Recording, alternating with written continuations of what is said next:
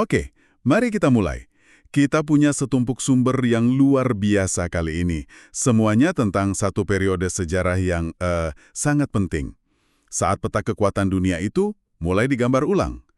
Sumber-sumber ini melukiskan gambaran Eropa yang tadinya cuma tambal sulam wilayah feodal. Bisa dibilang tertinggal ya.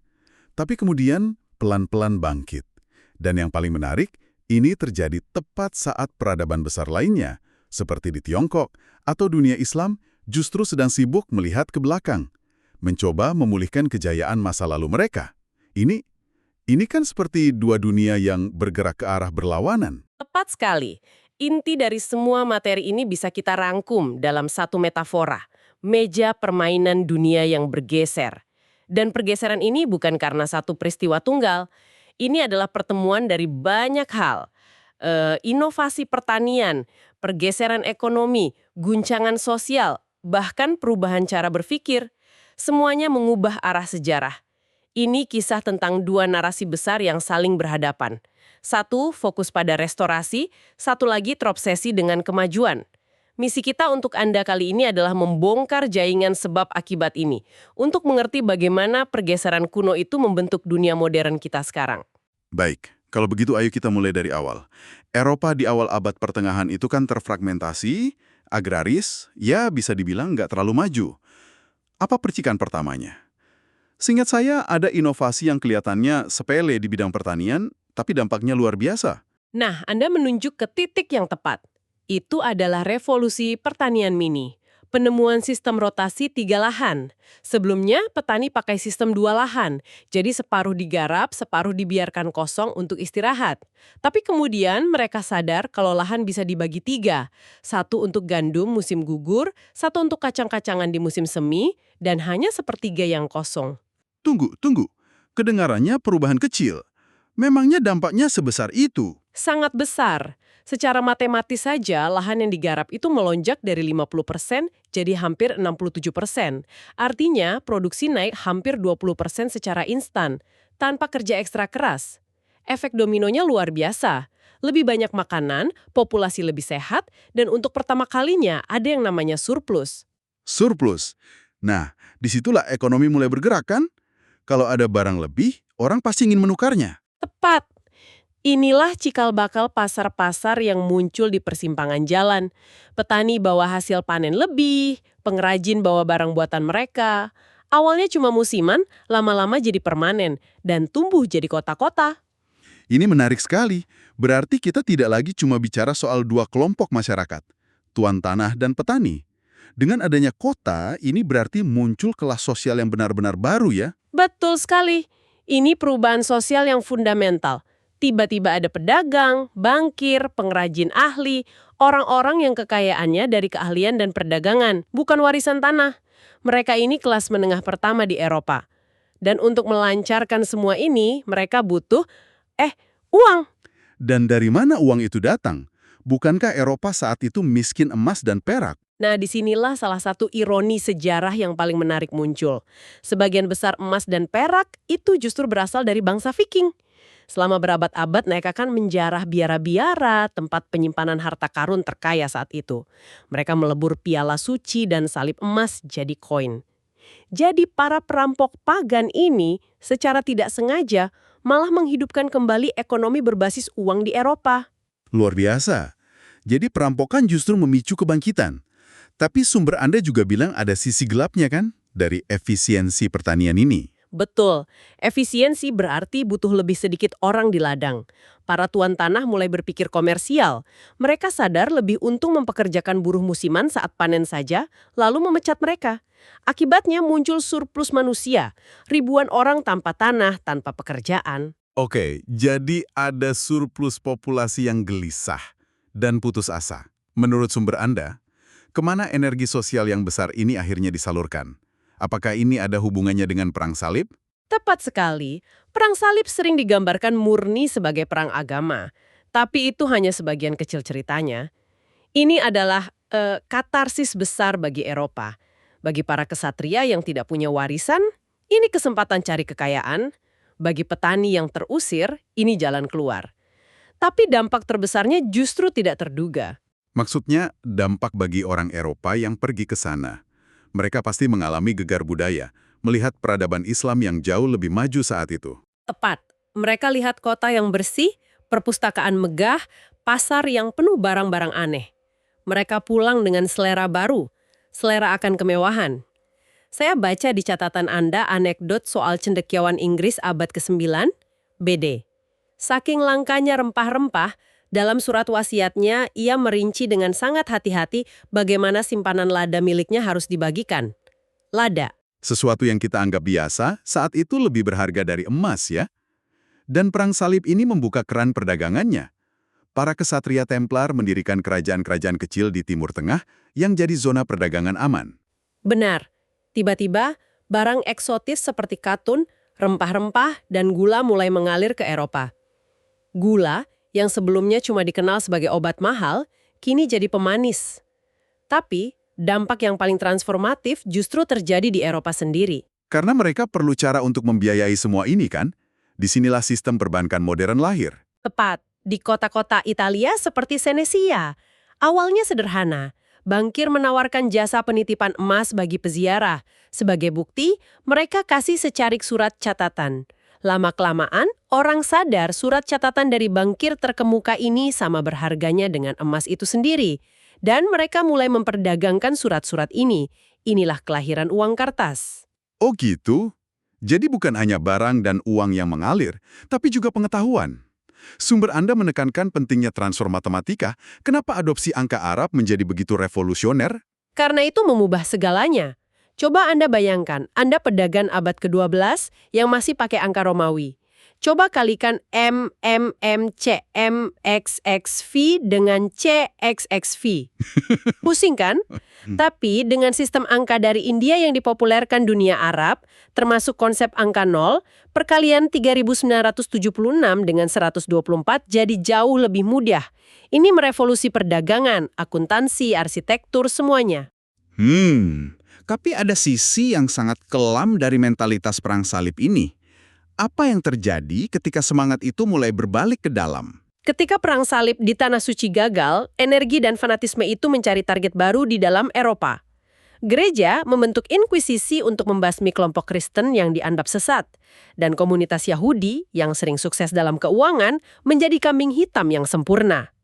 Persekusi massal pun dimulai. Oke, jadi Eropa sedang dalam pergolakan internal yang luar biasa. Ekonomi baru, kota berkembang, tapi juga ketegangan sosial dan agama.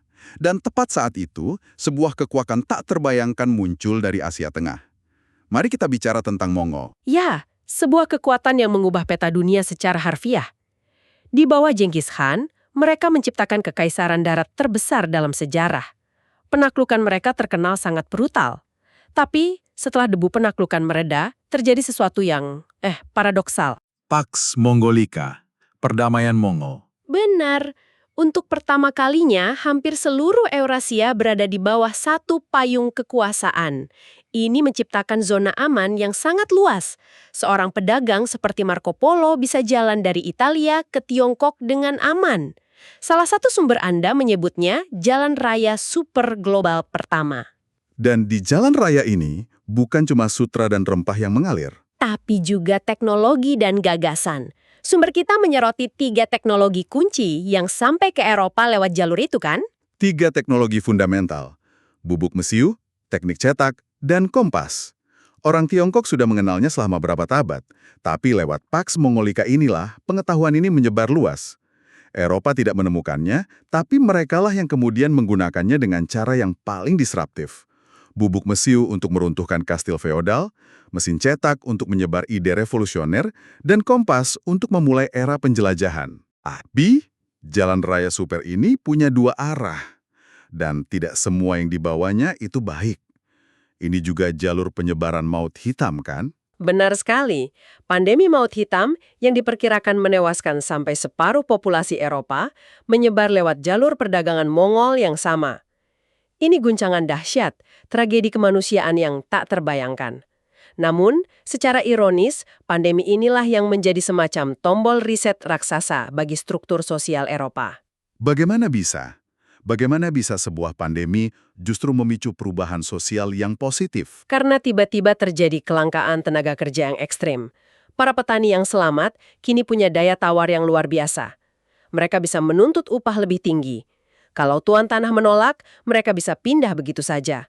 Sistem feodal yang mengikat petani ke tanah runtuh dengan cepat. Ini akhir dari abad pertengahan yang dipicu bukan oleh raja, tapi oleh seekor kutu. Ini terasa seperti titik balik utama dalam cerita kita. Setelah guncangan ganda dari Mongol dan Maut Hitam, peradaban-peradaban besar dunia seolah berada di persimpangan. Dan disinilah sumber Anda memperkenalkan ide kunci tentang narasi restorasi versus narasi kemajuan. Bisa dijelaskan? Tentu. Di timur, narasi yang dominan adalah narasi restorasi. Di Tiongkok, setelah mengusir Mongol, dinasti Ming berkuasa. Proyek utama mereka adalah memurnikan kembali Tiongkok dari pengaruh asing.